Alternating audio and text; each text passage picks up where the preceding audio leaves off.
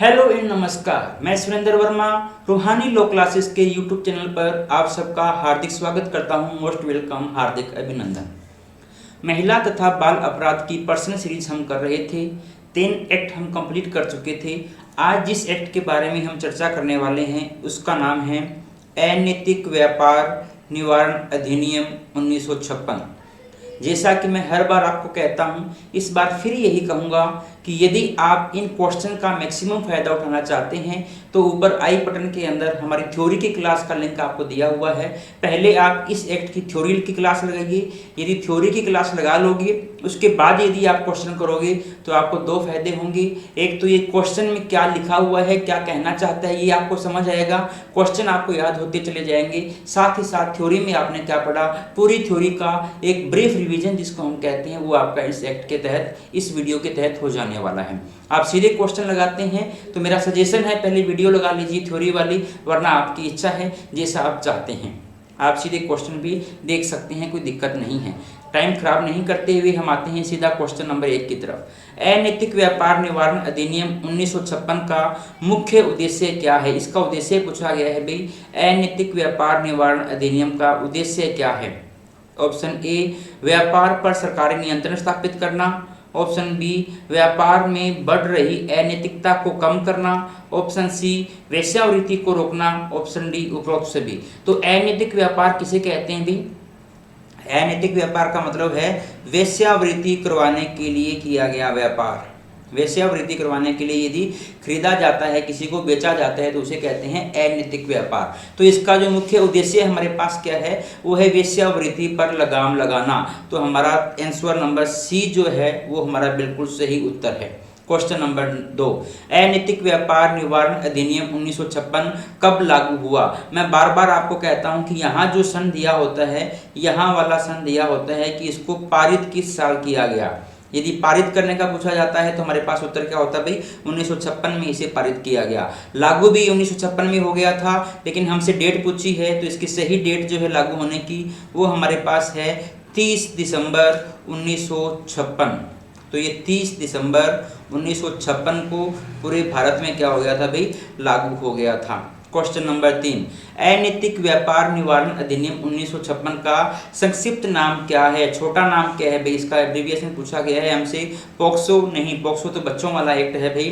PCNDT नहीं, पूर्व गर्भाधान वाला एक्ट है। पीटा बिल्कुल सही। DV ये दहेज वाला अधिनियम है, डोमेस्टिक वायलेंस वाला है। तो पीटा हमारे पास सही है। पूरा नाम यदि पीटा का पूछा जाए तो पूरा नाम इसका होता है प्रिवेंशन ऑफ इमोरल ट्रैफिकिंग। अनैतिक व्यापार, इमोरल ट्रैफिकिंग। इंपॉर्टेंट है, आपसे पूरा नाम भी पूछा जा सकता है। Prevention of immoral trafficking act, इसके एक्ट का क्या भी पूरा नाम है हमारे पास। तो क्वेश्चन आपसे इस तरह से पूछे जा सकते हैं, पॉक्सो का हमारे पास पूरा नाम क्या है, PCPNDT का पूरा नाम क्या है। इनका जब हम करेंगे तब हम देखेंगे इन एक्ट के अंदर इनका पूरा नाम क्या है। अभी हमने किसका नाम जाना है भाई, PITA, prevention of immoral trafficking act. उत्तर हमारे पास सी आंसर बिल्कुल हमारे पास क्या है भाई, सही उत्तर है। क्वेश्चन नंबर 4, अनैतिक व्यापार निवारण अधिनियम 1956 में किस धारा में, देखो धारा का नाम पूछा गया है कि कौन सी धारा के अंदर वेश्यागृह को परिभाषित किया गया है। कौन सी धारा के अंदर वेश्यागृह को परिभाषित किया गया है, धारा पूछा गया है। तो इसका सही आंसर हमारे पास क्या होगा, धारा 2A के अंदर। धारा 2A कहती है कि वेश्यागृह क्या होगा, कोई भी ऐसा प्रेशर जिसका उपयोग अनैतिक व्यापार के लिए किया जाता है, या मैं कह दूं लैंगिक शोषण के लिए किया जाता है, या लैंगिक दुरुपयोग के लिए किया जाता है। तो ऐसे प्रेशर को हम क्या कहते हैं भाई, वेश्यागृह कहते हैं। ये लिखा हुआ है धारा 2A के अंदर। अनैतिक व्यापार अधिनियम 1956 की धारा 2A में बालक किसे माना गया है? देखो यहाँ से 2 क्वेश्चन बन सकते हैं। एक तो क्वेश्चन हमसे बन सकता है कि इसमें बालक को कौन सी धारा में परिभाषित किया गया है। तो बालक की परिभाषा कहाँ दी गई है भाई, 2AA के अंदर। मैंने आपको पहले भी कहा है, जितने हम 11 एक्ट पढ़ने वाले हैं लगभग सभी एक्ट के अंदर बालक को परिभाषित किया गया है और हर एक्ट के अंदर बालक की जो परिभाषा है वो अलग अलग दी गई है, आयु अलग अलग दी गई है। आप सभी को एक साथ लिखिएगा और सभी को कंपैरिजन करके हुए याद करना ताकि आपसे गलती के चांस कम से कम रहे। तो यदि हम इस एक्ट की यदि हम बात करते हैं तो इसमें जो बालक की परिभाषा दी गई है वो दी गई है ऐसा व्यक्ति जिसने 16 साल की आयु प्राप्त नहीं की हो। बी आंसर हमारे लिए बिल्कुल सही होगा। यदि 16 साल से छोटा है तो हमारे लिए क्या कहलाएगा भाई, बालक कहलाएगा। 16 साल से बड़ा हो जाएगा तो बालक नहीं रहेगा। क्वेश्चन नंबर नेक्स्ट, अनैतिक व्यापार निवारण अधिनियम 1956 की धारा 2CA, फिर से वही बात, धारा का नाम भी पूछा जा सकता है आपसे, वैश्यक किसे कहा गया है। क्वेश्चन आ सकता है कि वैश्यक की परिभाषा कौन सी धारा में दी गई है, तो धारा 2 का CA, ये जो पार्ट है इसमें वैश्यक की परिभाषा दी गई है। और वैश्यक किसे कहते हैं भाई, सी आंसर हमारे लिए बिल्कुल सही है, जिसने 18 साल की आयु प्राप्त कर ली हो। ध्यान से देखना, जो 16 साल से छोटा है, जो 16 साल से छोटा है वो तो हमारे लिए क्या हो गया भाई, बालक हो गया। जो 18 साल से बड़ा है, जो 18 साल से बड़ा है वो क्या हो गया, वयस्क हो गया। अब बीच में बच गया 16 से लेकर 18 साल तक का, इसे हम क्या कहते हैं, इसे कहा गया है अवयस्क। क्या कहा गया भाई, अवयस्क। तो अगला क्वेश्चन हमारा यही है कि अवयस्क किसे कहा गया है। धारा कौन सी, भी धारा है 2CB। अनैतिक व्यापार निवारण अधिनियम 1956 की किस धारा में अवयस्क को परिभाषित किया गया है, 2CB के अंदर किया गया है। और अवयस्क की परिभाषा क्या दी गई है, मैंने अभी आपको बताया, जो 16 से लेकर 18 साल तक की अवधि का व्यक्ति है उसे हम क्या कहेंगे भाई, अवयस्क कहेंगे। तो यहाँ पे 3 कैटेगरी बांटी गई है, बालक, वयस्क तथा अवयस्क। आपको तीनों ही कैटेगरी याद रखनी है। क्वेश्चन नंबर 8, अनैतिक व्यापार निवारण अधिनियम 1956 की किस धारा में वेश्यावृत्ति को परिभाषित किया गया है, इंपॉर्टेंट है, किस धारा में वेश्यावृत्ति को परिभाषित किया गया है। तो क्वेश्चन नंबर 8 का हमारे पास answer 2C, 2D, 2E, 2F। सही उत्तर हमारे पास है धारा 2F के अंदर। डी आंसर हमारे लिए बिल्कुल सही है, धारा 2F के अंदर किसको परिभाषित किया गया है, वेश्यावृत्ति को कहा गया है। अनैतिक व्यापार निवारण अधिनियम 1956 में वेश्यावृत्ति की क्या परिभाषा दी गई है, कौन सी धारा के अंदर है भाई, अभी हमने देखा धारा 2F के अंदर वेश्यावृत्ति को परिभाषित किया गया है। तो यहाँ पूछा गया है धारा 2F के अंदर वेश्यावृत्ति की परिभाषा क्या दी गई है। महिलाओं का वाणिज्यिक प्रयोग के लिए लैंगिक शोषण, पुरुषों का वाणिज्यिक प्रयोग के लिए लैंगिक शोषण, बालकों का वाणिज्यिक प्रयोग के लिए लैंगिक शोषण, व्यक्तियों का वाणिज्यिक प्रयोग के लिए लैंगिक शोषण। जैसे ही वेश्यावृत्ति का नाम हमारे दिमाग में आता है तो हम सबसे पहले सोचते हैं कि महिलाओं के साथ वेश्यावृत्ति हो सकती है, हमारा पुरुषों के साथ भी हो सकती है, इस तरफ ध्यान ही नहीं जाता, बालकों के साथ भी हो सकती है, इस तरफ ध्यान ही नहीं जाता। जबकि हमारा जो अधिनियम है ये कहता है वेश्यावृत्ति महिलाओं के साथ भी हो सकती है, पुरुषों के साथ भी हो सकती है तथा बच्चों के साथ भी हो सकती है। तीनों के लिए यदि साझा शब्द यदि कोई है तो वो हमारे पास क्या है भाई, व्यक्ति। व्यक्ति के अंदर सभी आगे, चाहे पुरुष हो, चाहे महिला हो, चाहे बालक हो, सभी आ जाते हैं व्यक्ति के अंदर। तो हमारा सही आंसर क्या होगा, व्यक्तियों का वाणिज्यिक प्रयोग के लिए लैंगिक शोषण क्या कहलाता है भाई, अनैतिक व्यापार का क्या कहलाता है, वेश्यावृत्ति कहलाता है। तो वेश्यावृत्ति किसे कहेंगे, अभी हमने देखा ना धारा 2F के अंदर परिभाषित किया गया है। और परिभाषा क्या लिखी गई है, व्यक्तियों का वाणिज्यिक प्रयोग के लिए, कमर्शियल प्रयोग के लिए, रुपए पैसे कमाने के लिए लैंगिक शोषण यदि किया जाता है या लैंगिक दुर्व्यवहार यदि उनके साथ किया जाता है तो उसे हम क्या कहेंगे, वेश्यावृत्ति कहेंगे। क्वेश्चन नंबर 10, अनैतिक व्यापार निवारण अधिनियम 1956 में किस धारा के तहत, धारा पूछी गई है भाई, किस धारा के तहत वेश्यागृह को चलाने तथा किसी परिसर को वेश्यागृह के रूप में प्रयुक्त करने के लिए शास्ति, शास्ति का मतलब होता है दंड या सजा, शास्ति का प्रावधान किया गया है। पूछा गया है कि वो कौन सी धारा है जिसमें ये कहा गया है कि यदि आप वेश्यागृह चलाओगे तो आपको दंड मिलेगा, या किसी इमारत का वेश्यागृह के रूप में उपयोग करोगे तो आपको क्या मिलेगा भाई, दंड मिलेगा। तो क्वेश्चन नंबर 10 का आंसर हमारे पास है धारा 3 के अंदर। कौन सी धारा है भाई, धारा 3 के अंदर। और क्या सजा का प्रावधान किया गया है, मैंने क्वेश्चन में आपको नहीं लिखा है क्योंकि मेरा ये मानना है कि सजा आपसे ज्यादा नहीं पूछी जाती है। फिर भी क्या सजा है मैं आपको बताऊंगा जरूर, किस सजा का प्रावधान किया गया है। इसमें कहा गया है कि यदि कोई व्यक्ति प्रथम बार अपराध करता है, यदि कोई व्यक्ति प्रथम बार अपराध करता है, मतलब कि किसी जगह को वेश्यागृह के रूप में पहली बार उपयोग करते हैं और पहली बार वो पकड़े जाते हैं, तो पहली बार पकड़े जाने पे कम से कम जो सजा होगी वो 1 साल की होगी। कम से कम कितनी सजा हो सकती है भाई? 1 साल की हो सकती है। और ज़्यादा से ज़्यादा कितनी हो सकती है? 3 साल की सजा हो सकती है। तो 1 साल से लेकर 3 साल तक की सजा, और ये सजा कौन सी होगी भाई? कठोर कारावास। कौन सा कारावास होगा?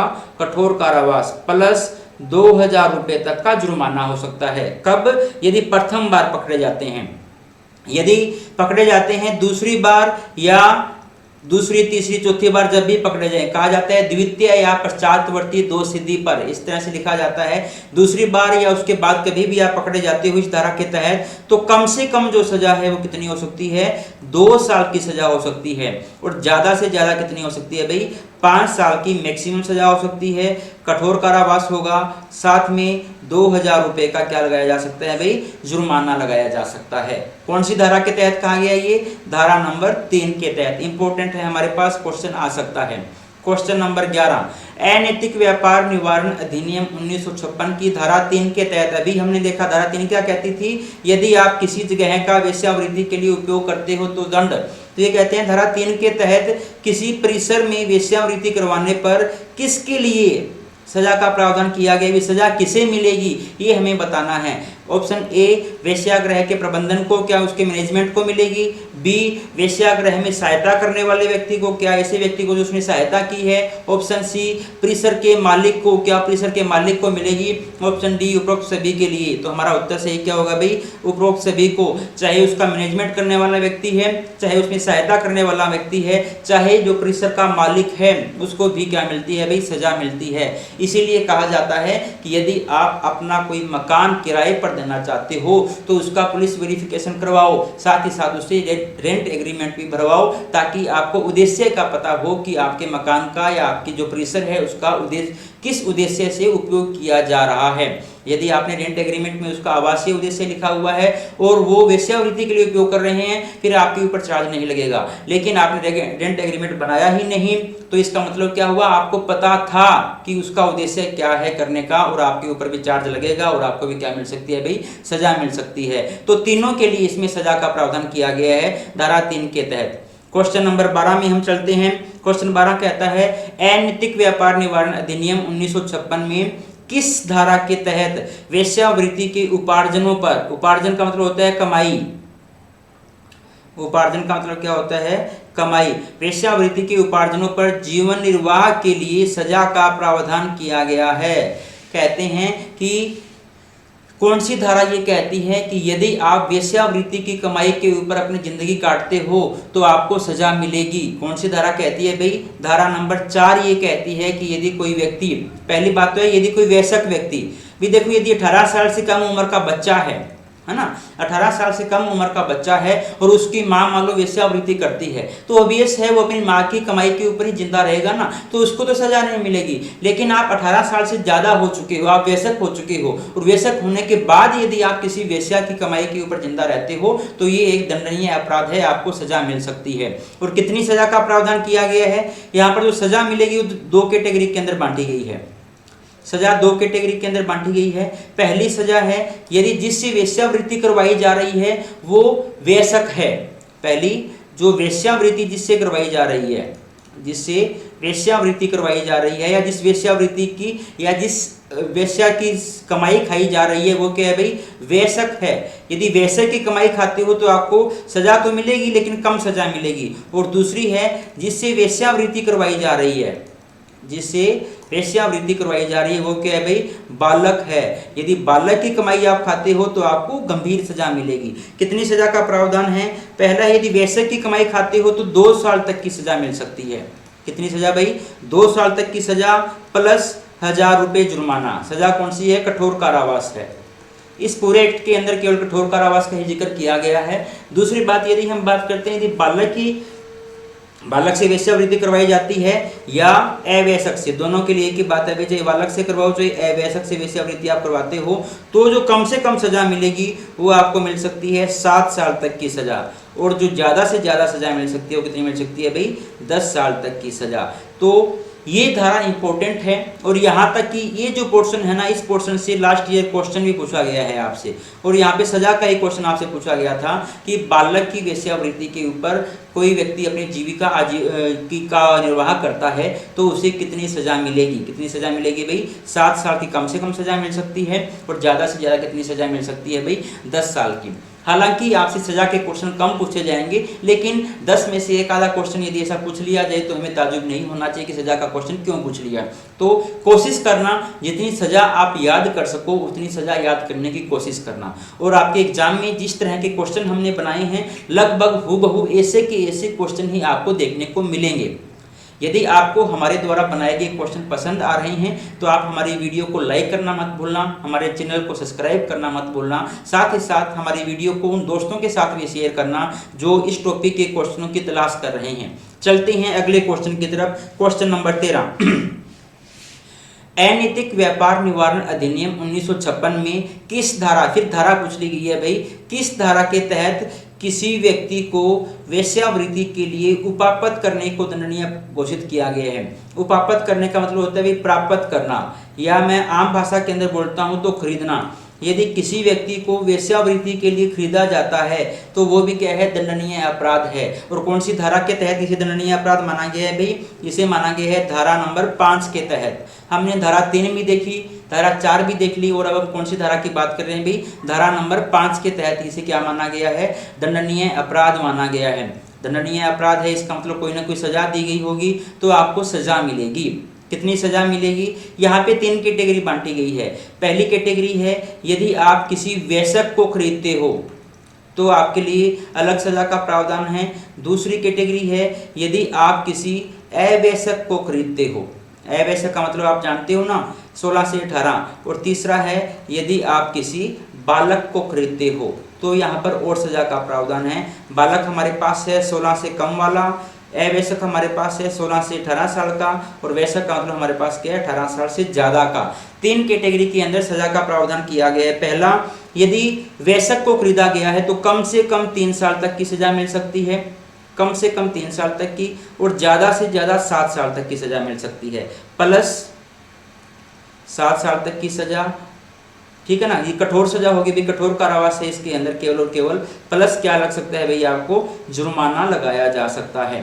दूसरी तरफ यदि वेश्यक जो अवेश्यक है उसको यदि आप खरीदते हो तो कम से कम 7 साल की सजा मिल सकती है, ज़्यादा से ज़्यादा 14 साल की आपको सजा मिल सकती है, प्लस क्या लग सकता है? जुर्माना लग सकता है।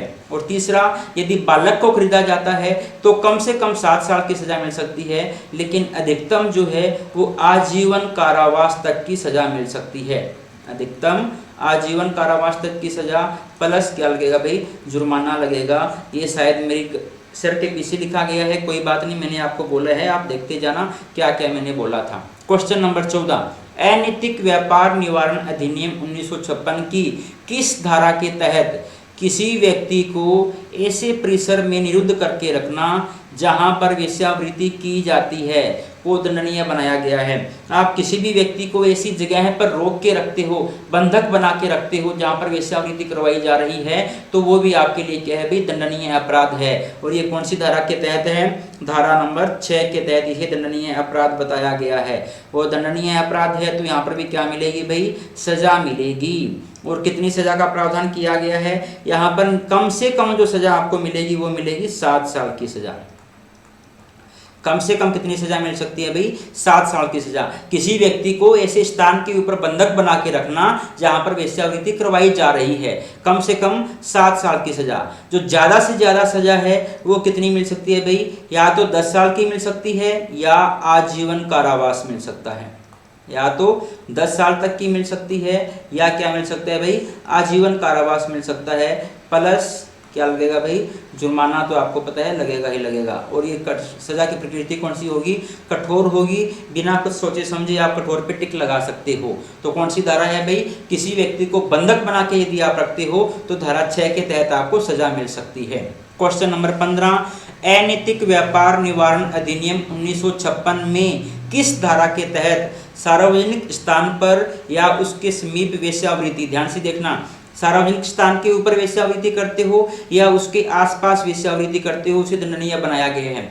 सार्वजनिक स्थान का मतलब क्या हुआ भाई, जैसे मान लो कोई धार्मिक स्थान है, मंदिर हो गया, मस्जिद हो गया, गिरजाघर हो गया, इसको हम क्या कहेंगे, सार्वजनिक स्थान कहेंगे। या मान लो कोई शैक्षणिक स्थान है, स्कूल हो गया, कॉलेज हो गया, विद्यालय हो गया, महाविद्यालय हो गया, यूनिवर्सिटी हो गया, ठीक है, शैक्षणिक संस्थान है। या मान लो कोई चिकित्सालय वगैरह है ना, या होटल वगैरह होते हैं, बस स्टैंड वगैरह होते हैं, ये सब हमारे पास क्या है भाई, पब्लिक प्लेस है। यदि किसी पब्लिक प्लेस के ऊपर, जैसे पार्क वगैरह हो गए ना, ये सब हमारे लिए क्या भी पब्लिक प्लेस है, आप सभी जानते हो। यदि पब्लिक प्लेस के ऊपर क्या करवाई की जाती है भाई, वेश्यावृत्ति की जाती है, या पब्लिक प्लेस के समीप कितना दायरा है भाई, 200 मीटर के आसपास के एरिया के अंदर, इंपॉर्टेंट है हमारे लिए, 200 मीटर के एरिया के आसपास के अंदर यदि वेश्यावृत्ति करवाई जाती है तो भी उसे क्या माना जाता है भाई, दंडनीय अपराध माना जाता है। और कौन सी धारा के तहत ये किया गया है भाई, धारा नंबर 7 के तहत, धारा नंबर 7 के तहत ये दंडनीय अपराध है।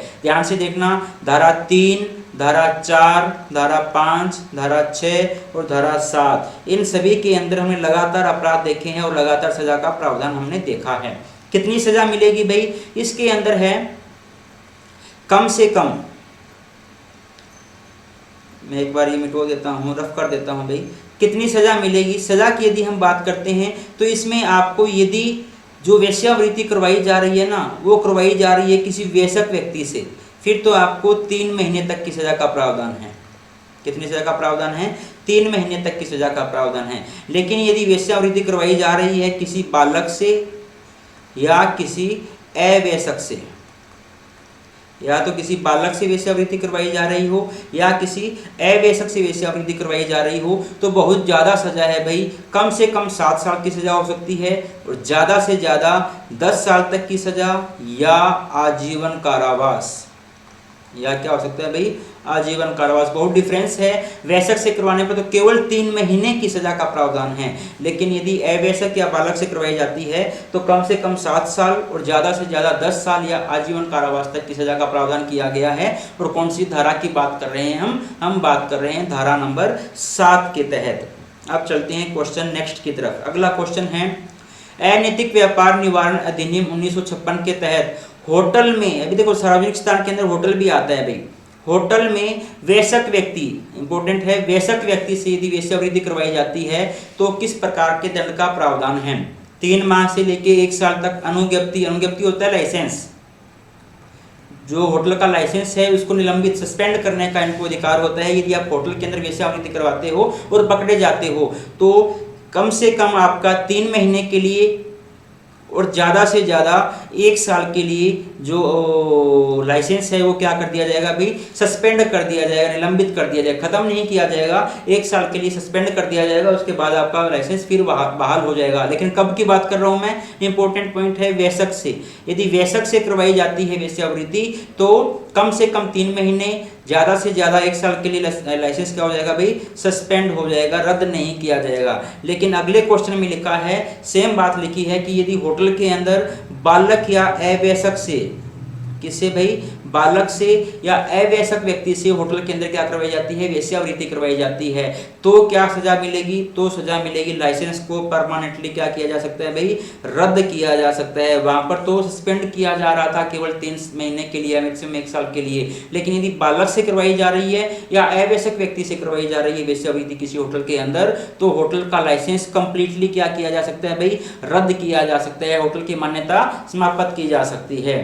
क्वेश्चन नंबर 18, अनैतिक व्यापार निवारण अधिनियम 1956 में किस धारा के तहत, फिर से क्या पूछ ली गई है भाई, धारा पूछ ली गई है, किस धारा के तहत वेश्यावृत्ति के लिए किसी को विलुप्त करना, विलुप्त का मतलब होता है लालच देना, विलुप्त का मतलब क्या होता है भाई, लालच देना या याचना करना या उत्प्रेरित करना, किसी व्यक्ति को प्रोत्साहित करना, उत्प्रेरित करना दंडनीय अपराध माना गया। यदि आप किसी व्यक्ति को वेश्यावृत्ति के लिए लालच देते हो या उसे वेश्यावृत्ति करने की मांग करते हो या उसे वेश्यावृत्ति करने के प्रोत्साहित करते हो, उत्साहित करते हो कि आप ऐसा काम करो, तो उसे भी क्या माना गया है भाई, दंडनीय अपराध माना गया है। और कौन सी धारा के तहत माना गया है, धारा नंबर 8 के तहत माना गया है। कौन सी धारा के तहत, धारा नंबर 8 के तहत ये दंडनीय अपराध है। तो क्या मिलेगी भाई, सजा मिलेगी, डेफिनेटली सजा मिलेगी। और कितनी सजा मिलेगी, यदि आप प्रथम बार इस तरह का अपराध करते हो, यदि प्रथम बार इस तरह का अपराध किया जाता है, ये किसी व्यक्ति को लालच दिया जाता है कि आप वेश्यावृत्ति करो, तो प्रथम बार इस तरह का अपराध करने पर 6 माह तक की सजा हो सकती है। कितनी सजा भाई? 6 माह तक की सजा हो सकती है, या 500 रुपये तक का जुर्माना हो सकता है, या आपके ऊपर दोनों लगाए जा सकते हैं। सजा भी आपको दी जा सकती है और जुर्माना भी दिया जा सकता है। लेकिन यही अपराध आप बार बार करते हो, सेकंड टाइम या दूसरी बार या दूसरी तीसरी चौथी पांचवी बार यदि आप करते हो, तो जो सजा है वो 1 माह से 6 माह से बढ़ा के कितनी की जा सकती है भाई? 1 साल तक की सजा की जा सकती है। तथा देखो यहाँ पर तो या है और है, या तो ये मिलेगा या ये मिलेगा या दोनों मिलेगा। लेकिन यदि आप सेकंड टाइम करते हो तो 1 साल तक की सजा भी आपको मिल सकती है और 500 रुपये का जुर्माना भी आपको लगाया जाएगा। यहाँ पर दोनों ही मिलेंगे आपको, ठीक है। यहाँ ऑप्शन नहीं है, या का ऑप्शन नहीं है, यहाँ पर दोनों ही मिलेंगे। तो ये कौन सी धारा की बात कर रहे हैं भाई? हम बात कर रहे हैं धारा नंबर 8 की बात कर रहे हैं। अब चलते हैं हम क्वेश्चन नंबर 19 की तरफ। अनैतिक व्यापार निवारण अधिनियम 1956 में किस धारा के तहत किसी व्यक्ति को अपनी अभिरक्षा में होते हुए, अपनी कस्टडी में होते हुए वेश्यावृत्ति के लिए विलुप्त करने के लिए दंडनीय बनाया गया? देखो धारा 17 कहती है आप किसी भी व्यक्ति को लालच देते हो, लेकिन धारा 18 क्या कहती है? आप किसी ऐसे व्यक्ति को लालच देते हो जो व्यक्ति आपकी कस्टडी के अंदर है, आपकी अभिरक्षा के अंदर है। एग्जाम्पल के लिए एक हॉस्टल का वार्डन है, वो अपने हॉस्टल की लड़कियों को कहता है कि आप वेश्यावृत्ति करो, तो हॉस्टल की लड़कियां उसकी कस्टडी के अंदर रह रही है ना, उसकी अभिरक्षा के अंदर रह रही है। इसी तरह से मान लो कोई एक वो है बाल गृह है, बाल सुधार गृह है, उसका जो भारसाधक अधिकारी है वो अपने बालकों को ये कहता है कि आप वेश्यावृत्ति करो। या कोई मान लो अभिभावक है, गार्जियंस है कोई किसी बच्चे के, और वो अपने बच्चों को कहते हैं कि आप क्या करो, वेश्यावृत्ति करो, तब उनके ऊपर ये धारा लगेगी। क्या भी? किसी व्यक्ति को अपनी अभिरक्षा में होते हुए, बच्चा जो है या जो व्यक्ति है जिससे वेश्यावृत्ति करवाना चाहते हो वो आपकी अभिरक्षा में है, और आप अभिरक्षा का फायदा उठा के आप उसे क्या देते हो भाई? लालच देते हो, या उसे कहते हो, उत्प्रेरित करते हो उसे कि आप क्या करो, वेश्यावृत्ति करो, तो इसे दंडनीय अपराध माना गया है। और ये थोड़ा सा कठोर दंड होगा। धारा 8 के अंदर हमने देखा थोड़ा सा कम दंड था, और यहाँ पे दंड का प्रावधान क्या होगा? ज्यादा होगा। तो ये कौन सी धारा की बात करता है भाई? ये बात करता है धारा नंबर 9 की। कौन सी धारा के अंदर अभिरक्षा वाली बात की गई है? धारा नंबर 9 के अंदर ऐसी बात की गई है। और यदि मैं देखूं कि यहाँ पर कितनी सजा का प्रावधान है, तो हमारे यहाँ पर कम से कम जो सजा मिल सकती है वो मिल सकती है 7 साल। ध्यान से देखना, वहां पर तो 6 महीने की सजा थी। यदि आप किसी भी व्यक्ति को कहते हो तो 6 महीने की सजा है, लेकिन यदि आप कस्टडी के अंदर किसी को कहते हो तो कम से कम कितनी सजा भाई? 7 साल की सजा। और ज्यादा से ज्यादा कितनी सजा आपको मिल सकती है? या तो 10 साल की सजा मिल सकती है, या मिल सकता है आजीवन कारावास। या क्या मिल सकता है भाई? आजीवन कारावास। तथा साथ ही साथ जुर्माना तो लगेगा ही लगेगा भाई, ये तो कहीं नहीं गया होगा। साथ ही साथ क्या लगेगा? जुर्माना लगेगा। कौन सी धारा की बात हो रही है भाई? धारा नंबर 9 की बात। तो ध्यान से देखना, इस अधिनियम की धारा नंबर 3 से लेके धारा नंबर 9 तक लगातार हमें सजा का प्रावधान किया गया है और लगातार दंड का प्रावधान किया गया है। तो आपको सभी धाराओं के नाम याद रखने हैं तथा कौन सी धारा के अंदर किस अपराध के लिए सजा का प्रावधान किया गया है ये भी आपको याद रखना है। और यदि आप दंड कितना दिया गया है, सजा कितनी दी गई है, यदि इसको भी याद रख सकते हो तो और भी अच्छी बात है। चलते हैं क्वेश्चन नंबर 20 की तरफ। अनैतिक व्यापार निवारण अधिनियम 1956 में किस धारा के तहत, फिर से धारा पूछ ली गई है भाई, किस धारा के तहत विशेष पुलिस अधिकारी की नियुक्ति की जाती है? इंपॉर्टेंट क्वेश्चन है भाई ये, और मुझे लगता है कि इस बार ये क्वेश्चन आ सकता है। विशेष पुलिस अधिकारी की नियुक्ति किस लिए की जाती है? किस लिए की जाती है भाई? वेश्यावृत्ति पे लगाम लगाने के लिए, या इस अधिनियम के जो प्रावधान हैं उनको सही तरीके से पालित करवाने के लिए एक विशेष पुलिस अधिकारी की नियुक्ति की जाती है। और हमसे पूछा गया है कि कौन सी धारा के तहत विशेष पुलिस अधिकारी की नियुक्ति की जाती है, तो इसका सही उत्तर हमारे पास है धारा नंबर 13 के तहत। सी उत्तर जो है ना हमारे पास बिल्कुल सही बैठता है। धारा नंबर 13 के तहत विशेष पुलिस अधिकारी की क्या की जाती है?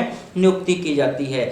क्वेश्चन नंबर 21, अनैतिक व्यापार निवारण अधिनियम के तहत नियुक्त किए जाने वाले विशेष पुलिस अधिकारी हमने अभी देखा कौन सी धारा में किया जाता है भाई? ये किया जाता है धारा नंबर 13 में नियुक्त किया जाता है। विशेष पुलिस अधिकारी के बारे में असत्य कथन बताना है, गलत कथन कौन सा है ये आपको बताना है। नंबर 1, इनकी नियुक्ति राज्य सरकार के द्वारा की जाती है। बिल्कुल सही है भाई, विशेष पुलिस अधिकारी की नियुक्ति कौन करता है? राज्य सरकार करती है। लेकिन हमें तो बताना है गलत कथन बताना है कौन सा। ये सामान्यतः ASI रैंक का अधिकारी होता है, ये गलत है भाई। जो विशेष पुलिस अधिकारी है वो एएसआई नहीं होता, वो सामान्यतः सीआई रैंक का अधिकारी होता है, पुलिस निरीक्षक रैंक का अधिकारी होता है।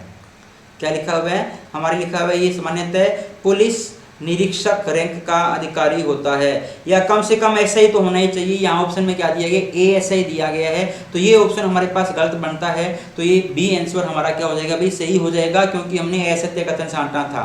सी हम क्या देखते हैं, इसे बिना वारंट के वेश्यागृह में तलाशी लेने का अधिकार है भाई, ले सकता है, ये बिना वारंट के तलाशी ले सकता है। और चौथा, इसे वेश्यागृह में लिप्त व्यक्तियों को छुड़वाने का अधिकार है, डेफिनेटली है। यदि मजिस्ट्रेट इनको आदेश देता है कि उस वेश्यागृह के अंदर जिन भी लोगों से वेश्यावृत्ति करवाई जा रही है आप उनको छुड़वा के लाइए, तो ये जो अधिकारी है विशेष पुलिस अधिकारी उनको छुड़वा के लाता है।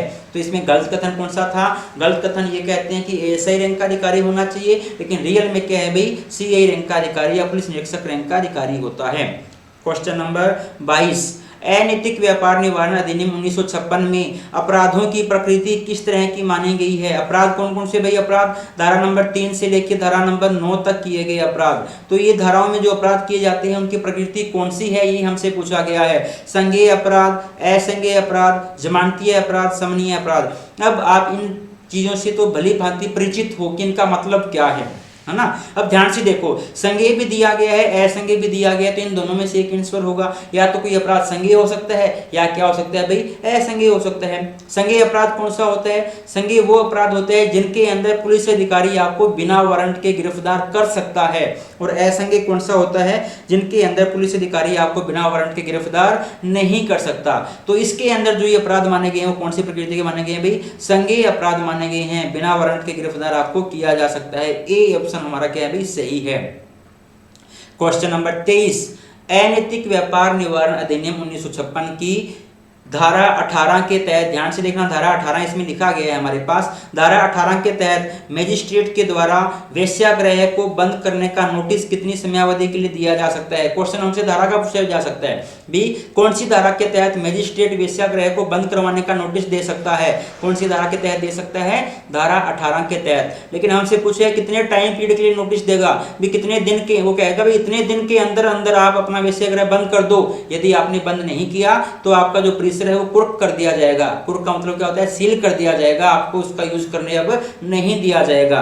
तो कितने दिन के अंदर अंदर करने का कहा जाता है भाई, ये कहा जाता है 7 दिन के भीतर भीतर। नोटिस दे दिया गया, कह दिया गया 7 दिन के अंदर अंदर आप क्या कर दो भाई, इसको खाली कर दो, जो आप काम धंधा कर रहे हो इसको बंद कर दो, अन्यथा आपका परिसर क्या कर दिया जाएगा भाई, कुर्क कर दिया जाएगा, सील कर दिया जाएगा, बंद कर दिया जाएगा आपका परिसर permanently. Question number 24, question number 24 कहता है अनैतिक व्यापार निवारण अधिनियम की धारा 7, धारा 7 क्या कहती थी भाई, धारा 7 कहती थी सार्वजनिक स्थल पर वेश्यावृत्ति करवाना। तो क्वेश्चन पूछा गया है धारा 7 के तहत सार्वजनिक स्थल से कितनी दूरी तक वेश्यागृह के संचालन को अपराध माना गया है। मैंने आपको पहले ही बताया था, कितनी दूरी भाई, 200 मीटर तक की दूरी। 100 मीटर, 200 मीटर, 500 मीटर, 1000 मीटर, सही उत्तर क्या होगा भाई, बी 200 मीटर तक की दूरी पे वेश्यागृह का संचालन क्या माना गया है भाई, अपराध माना गया है। बी उत्तर हमारा सही है। क्वेश्चन नंबर 25 की 25 की तरफ हम बढ़ते हैं। अनैतिक व्यापार निवारण अधिनियम 1956 में मजिस्ट्रेट कौन कौन से आदेश जारी कर सकता है, भी मजिस्ट्रेट के पास क्या क्या पावर है, हमसे इनडायरेक्टली ये पूछा गया है। पहला, तलाशी लेने तथा व्यक्तियों को छुड़वाने का आदेश डेफिनेटली जारी कर सकता है भी मजिस्ट्रेट। जो विशेष पुलिस अधिकारी है उसे कह सकते हैं कि आप तलाशी लेके आइए परिसर की, और ये भी कह सकती हैं उस परिसर में जिन लोगों से वेश्यावृत्ति करवाई जा रही है आप उन लोगों को छुड़वा के भी लाइए। पहला पॉइंट बिल्कुल सही है। दूसरा, अपराधियों को बेदखल कर वेश्यागृह को बंद करने की डेफिनेटली ये भी कह सकता है कि जितने भी वहां पर अपराधी लोग हैं सभी को क्या कर दो भी बाहर निकाल दो और वेश्यागृह को क्या कर दो, बंद कर दो, ये भी आदेश दिया जा सकता है।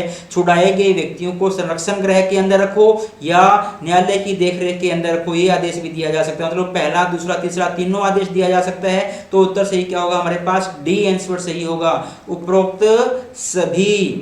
क्वेश्चन नंबर 26, अनैतिक व्यापार निवारण अधिनियम 1956 की धारा 21, ध्यान से देखना कौन सी धारा की बात की गई भाई, धारा 21 के तहत संरक्षा गृह और सुधार गृह की स्थापना किसके द्वारा की जाती है। देखो क्वेश्चन ये भी बन सकता है कि अनैतिक व्यापार निवारण अधिनियम की कौन सी धारा के तहत संरक्षा गृह या सुधार गृह की स्थापना की बात की गई है। तो कौन सी धारा के तहत की गई है भाई, धारा नंबर 21 के तहत। और इसने पूछा है किसके द्वारा की जाती है, राज्य सरकार के द्वारा, बी को हमसे पूछा गया है केंद्र सरकार के द्वारा, सी जिला प्रशासन के द्वारा और डी महिला आयोग के द्वारा। तो सही आंसर हमारे पास होगा ए। जो सुधार ग्रह है वो कौन बनाते हैं भाई? राज्य सरकार के द्वारा इनकी स्थापना की जाती है। क्वेश्चन नंबर 27, अनैतिक व्यापार निवारण अधिनियम 1956 में अपराधों का विचारण करने की शक्ति किसके पास है? प्रथम वर्ग न्यायिक मजिस्ट्रेट के पास, मुख्य न्यायिक मजिस्ट्रेट के पास, सेशन न्यायाधीश के पास, उच्च न्यायालय के पास। तो इसकी नियुक्ति हमारे पास किसके पास है भाई? या तो प्रथम वर्ग न्यायिक मजिस्ट्रेट या जो महानगर है उनके अंदर कौन होता है भाई? महानगर मजिस्ट्रेट। महानगर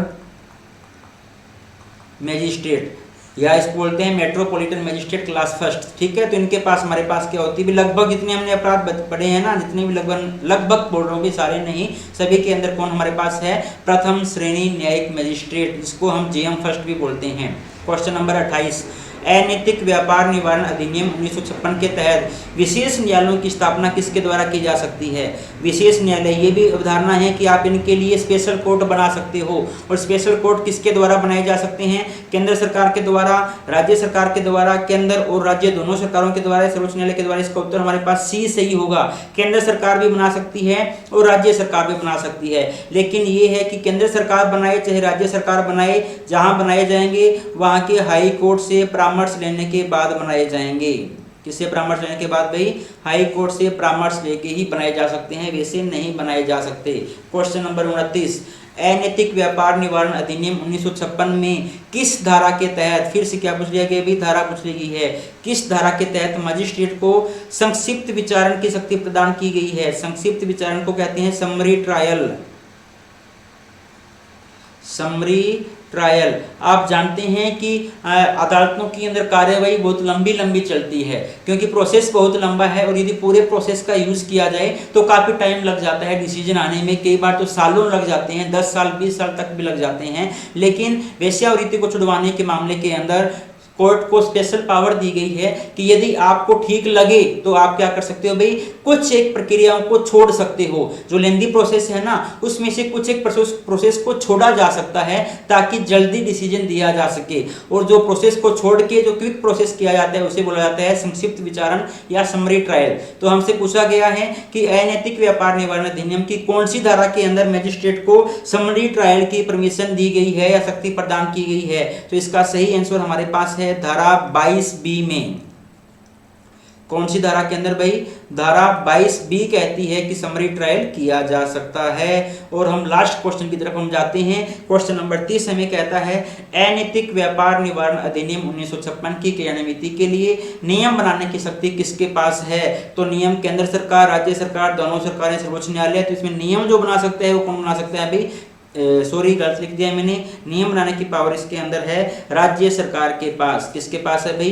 राज्य सरकार के पास। बी उत्तर हमारे पास क्या होगा? सही होगा। ध्यान से देखना, नियम भी कौन बना सकती है? राज्य सरकार। विशेष पुलिस अधिकारी की नियुक्ति कौन कर सकती है? राज्य सरकार। लेकिन यदि बात आती है विशेष कोर्ट की स्थापना करने की, विशेष न्यायालय की स्थापना करने की, तो विशेष न्यायालय की स्थापना किसके द्वारा की जाती है भाई? केंद्र सरकार के द्वारा भी की जा सकती है और राज्य सरकार के द्वारा भी की जा सकती है।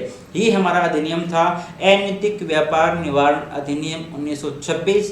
जितने भी क्वेश्चन हमारे एग्जाम की दृष्टि से बन सकते थे और जो एग्जाम के अंदर आ सकते हैं उसी लैंग्वेज में बन सकते थे, वो हर एक क्वेश्चन को करने का हमने प्रयास किया है। उम्मीद करते हैं एग्जाम के अंदर इन्हीं 30 क्वेश्चन में से कोई एक आधा क्वेश्चन आपको देखने को मिलेगा। फिर कहता हूं, आपसे रिक्वेस्ट करता हूं, यदि आपको हमारे द्वारा पढ़ाई गई बातें समझ आ रही है, पसंद आ रही है, तो आप हमारी वीडियो को लाइक कीजिएगा, हमारे चैनल को सब्सक्राइब कीजिएगा तथा उन दोस्तों के साथ भी शेयर कीजिएगा जो अच्छी क्लासेस की या अच्छे क्वेश्चंस की तलाश अभी तक कर रहे हैं। मिलते हैं कल एक नए अधिनियम के साथ, तब तक के लिए धन्यवाद।